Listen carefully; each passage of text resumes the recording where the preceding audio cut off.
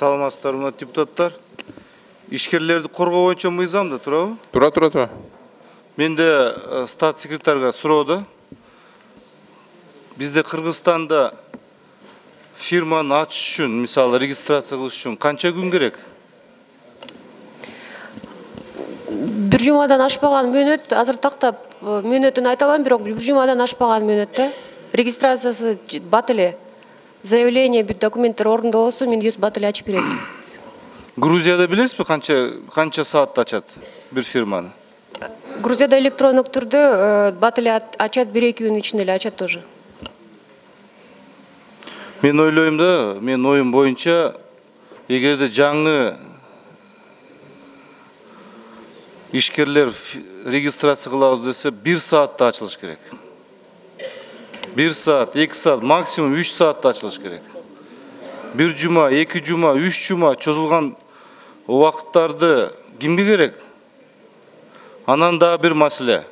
Мына Бишкек шаарында биздин курулуш багытында иштеп аткан ишкерлер, ошо ишкерлерден нааразычылык өтө көп. Эгерде курулуш жасайм десе, бир жылдап курулушун баштала албайт. Теплосеть энергиядан рухсат ала албайт. Электросеттерден рухсат ала албайт. Газ тармагынан рухсат ала албайт. Биздин өзүбүздүн кыргызстандык ишкерлер рухсат ала албайт. Башка инвесторлор айтпай эле коелук.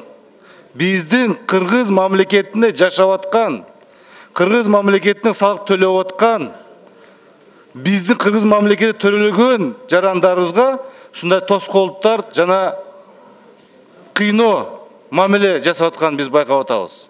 Теплосеть энергиянын главный инженери бар, Курбанов деген. Ошо Курбанов бир квартира алмайынча рухсат бербейт экен.